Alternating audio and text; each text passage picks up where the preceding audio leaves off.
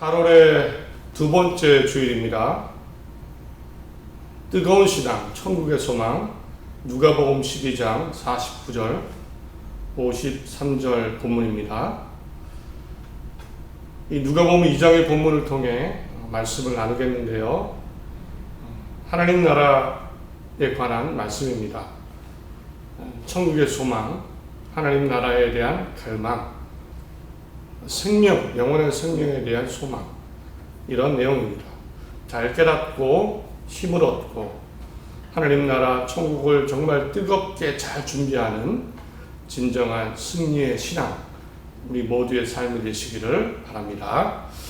성경 구절 내용 중에는요, 이해나 또 공감이 잘 안 되는 구절이 있습니다. 또는 이게 뭔 뜻이야 라고 어떤 의미인지 잘 모르는 구절들도 있습니다. 성경 난해 구절이라고 하는데요. 예수님이 이런 말씀하셨죠. 마태복음 24장에 번개가 동편에서 나서 서편까지 번쩍임같이 인자의 임함도 그러하리라. 죽음이 있는 곳에는 독수리들이 모일 것이니라. 딱 들으면 죽음이 있는 곳에 독수리가 모일 거다. 어떤 의미인지 잘 감이 오지 않죠. 문맥상으로 오면 어렴풋이 이해가 되지만 딱 머릿속에 어떤 의미라고 떠오르지 않습니다.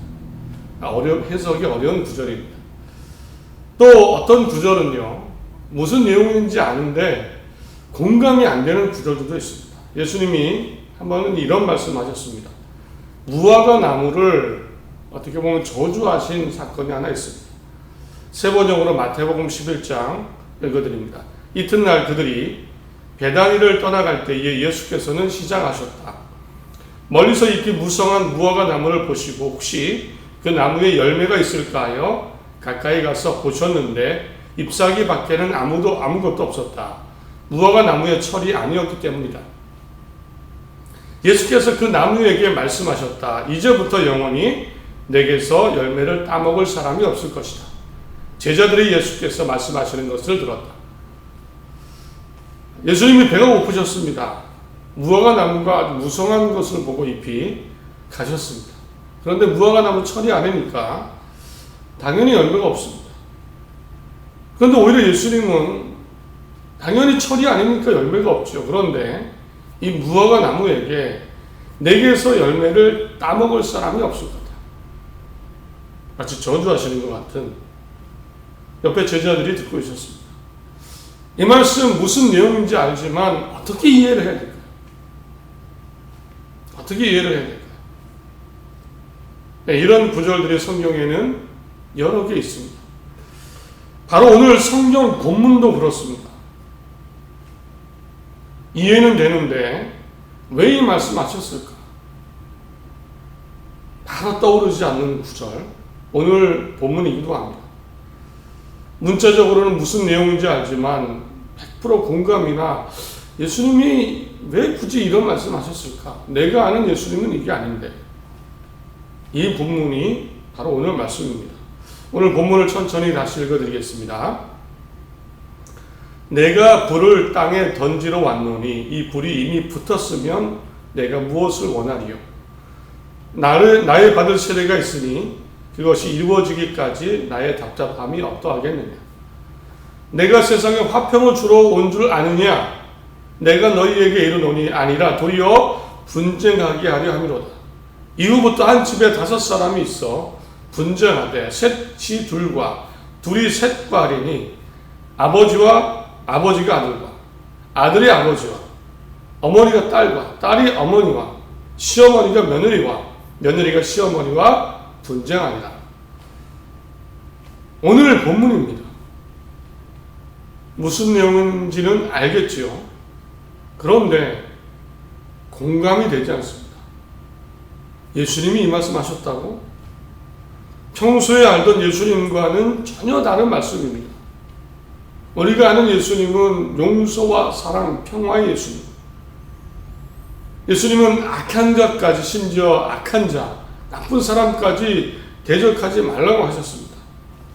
거절하면 속옷을 달라고 하면 겉옷까지 주고, 억지로 오리를 가라고 하면 심리를 가지고 원수를 사랑하고 박해하는 자를 위해 기도하라. 이게 예수님의 메시지입니다. 말씀입니다.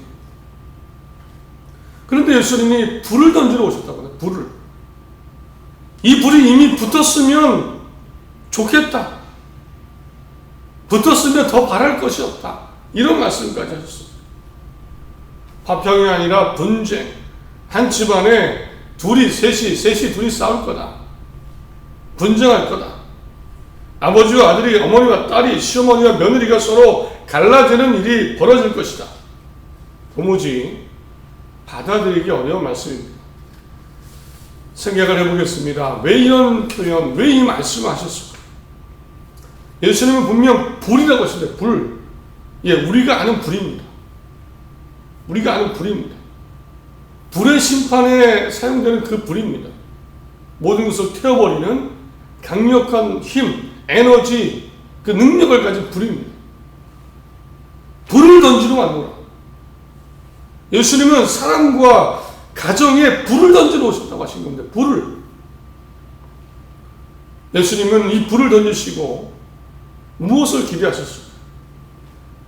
평화가 아니라 오히려 분쟁, 갈라지는 것이라고 하셨는데, 평화로움이 아니라 갈등이라고 하셨는데, 갈라짐이라고 하셨는데, 평소와 다른 예수님, 불을 던지러 오셨다. 불이 이미 붙었으면 좋겠다. 과연 예수님은 이 말씀을 왜 하셨을까? 가만히 보니까요, 그 윗부분입니다. 예수님이 이 말씀 하시기를 바로 직전입니다. 왜 불이라는 이런 강한 말씀을 하셨는지 한 가지 계기가 있습니다. 바로 직전에 41절을 보면 베드로가 예수님께 물은 내용이 있습니다. 한 가지를 물었습니다.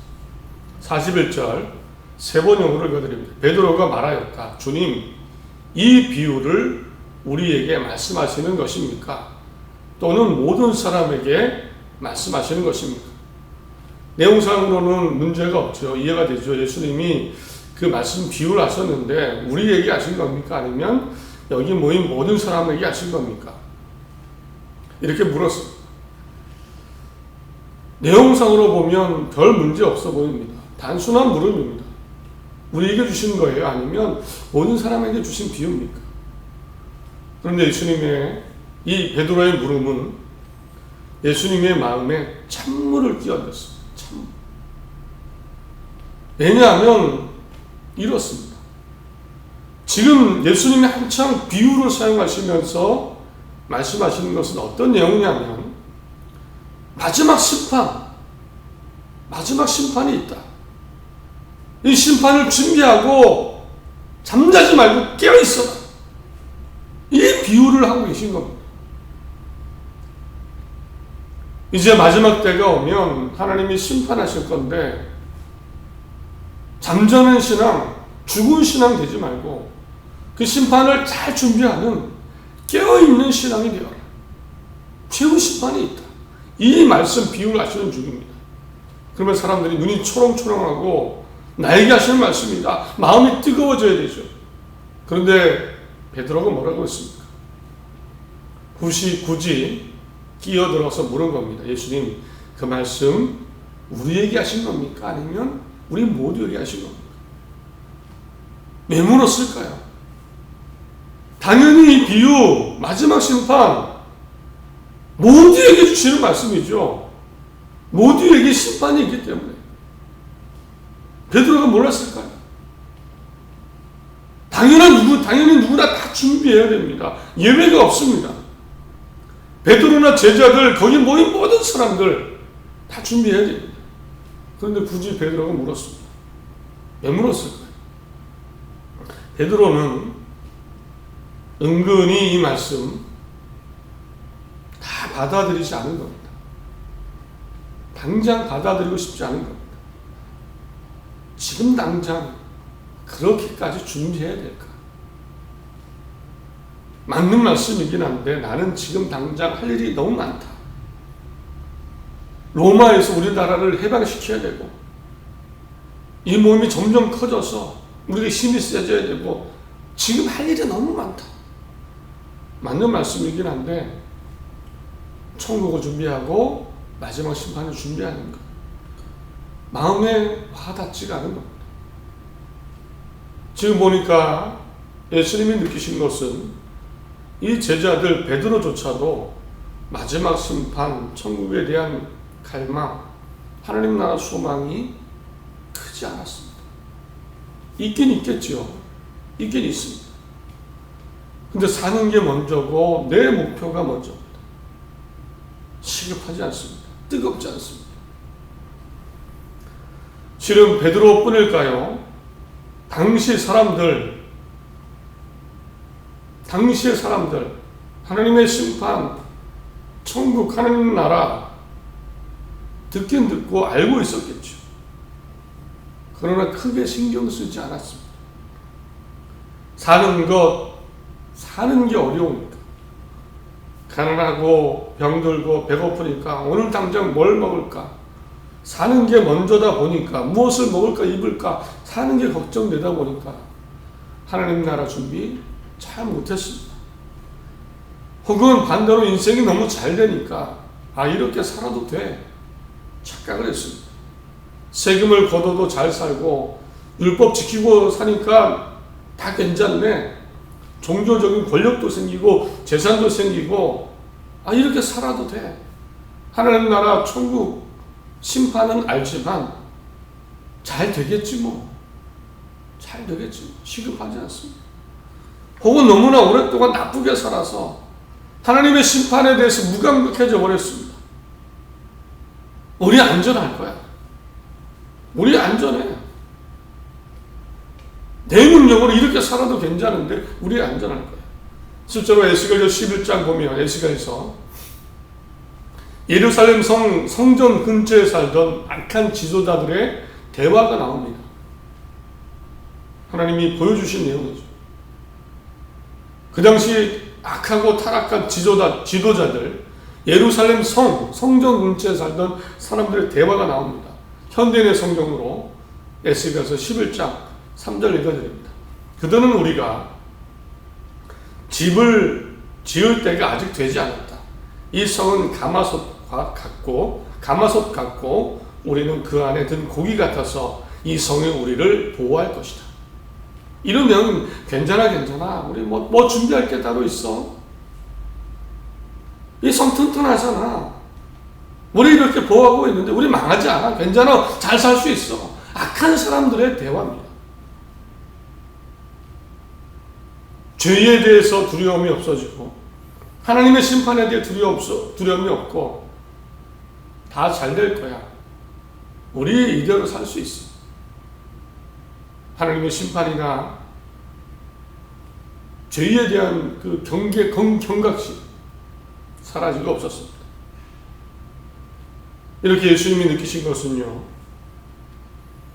사람들의 무감각하고 무미건조하고 차가워진 마음 상태입니다. 특히나 하나님 나라와 심판, 천국, 생명에 대한 생각이 뜨겁지 않았습니다.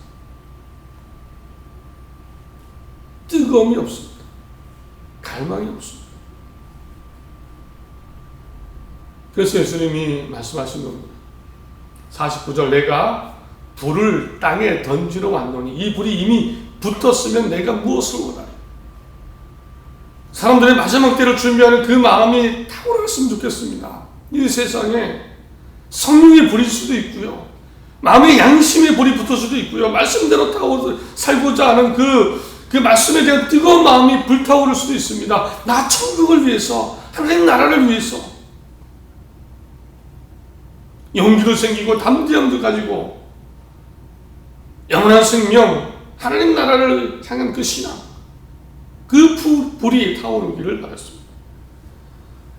그래서 그러나 아직 여전히 붙지 않았습니다. 그래서 불을 던지신 겁니다. 51절 내가 세상에 화평을 주려고 온 줄 아느냐? 내가 너에게 이르노니 아니라 도리어 분쟁하게 하리미로다. 나쁜 평화는 평화가 아니죠. 안전하지 않은데 안전하다고 생각하는 것은 착각입니다.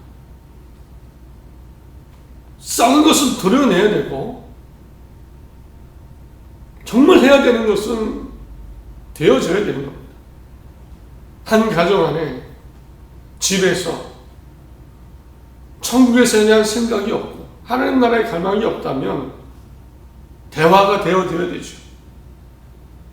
가만히 있으면 안 됩니다. 선한 싸움을 해야 됩니다. 천국이 있어. 아니야, 천국이 없어. 하나님의 심판이 있을 거야. 하나님의 심판이 없어.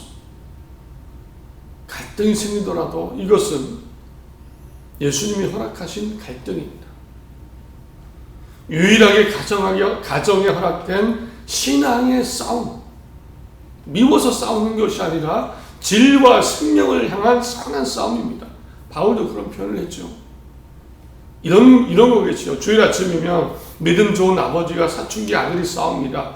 야, 너 꼭 신앙 지켜야 돼. 우리 하나님 나라 가야지. 천국 가야지. 사춘기 아들이 말합니다. 아니, 나는 나야. 그냥 나들 살게 놔둬요. 천국 가든 지옥 가든 상관없잖아요. 이런 갈등. 그러나 양보할 수 없죠. 어머니와 딸이 주일 성수로 갈등합니다. 야, 너 오늘 주일인데 교회 가야지. 어디 친구를 만나러 가니? 야, 너 하나님 나라 가야지. 천국이 있어. 하나님 너를 기다리셔. 아, 괜찮아요. 뭐 내 눈에 보이지도 않는데요. 어머니 왜 나한테 신경 쓰세요? 이런 갈등이 있더라도 선한 갈등, 이런 불이 있어야 됩니다. 예수님이 말씀하신 겁니다. 이제 나의 마음, 우리의 가정을 생각해 보시기 바랍니다. 예수님이 불타오르기를 바라셨던 그 뜨거운 천국 소망, 하나님 나라의 갈망의 불이 있습니까?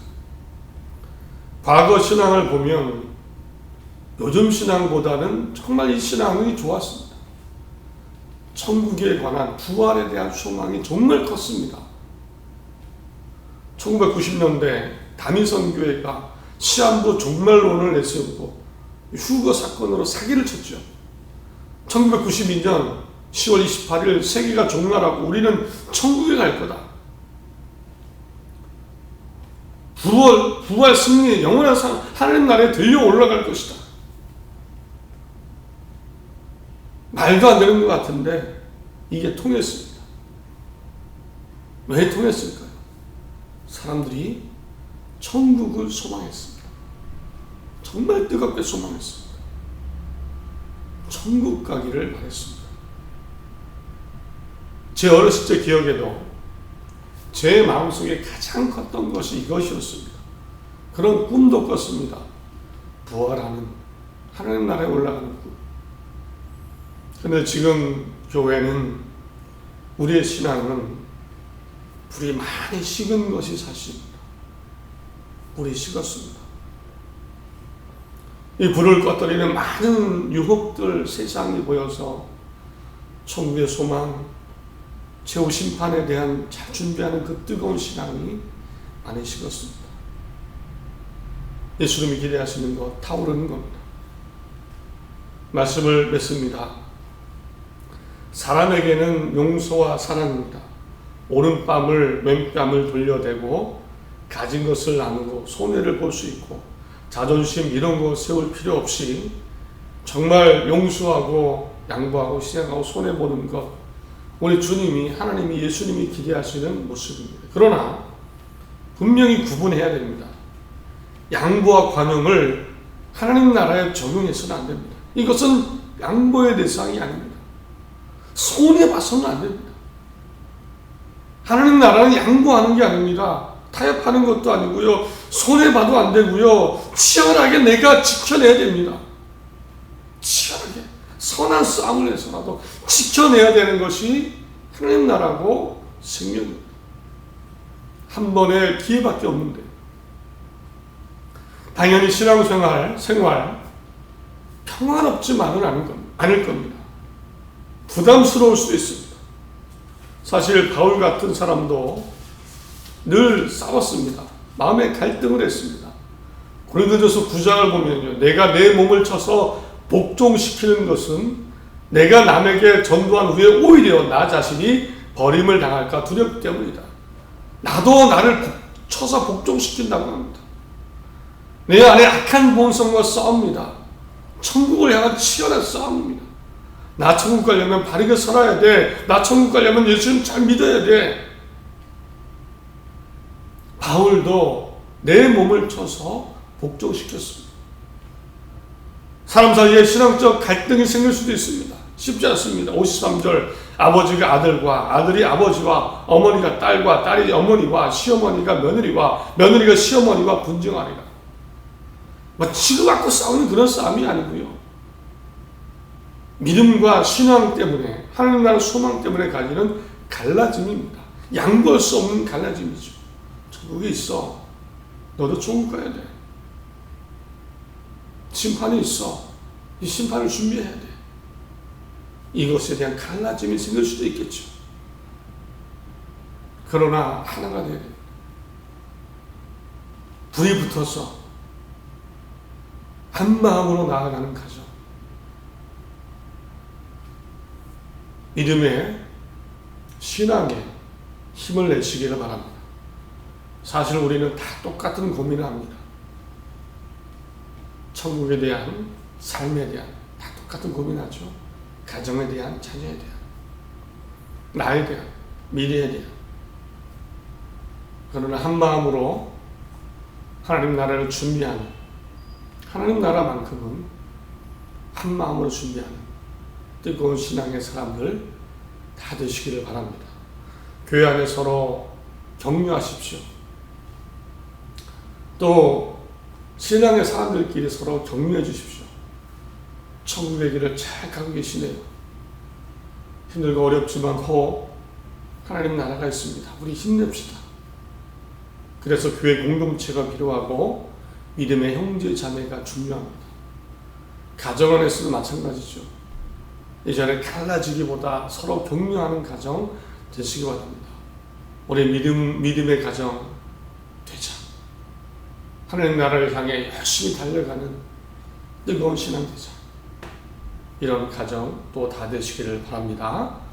하나님이, 우리 주님이 도우실 겁니다. 불을 던지시기를, 불이 붙었으면 좋겠다. 이런 주님이 반드시 중보하시고 도우실 것입니다. 하나님 나라 신앙으로,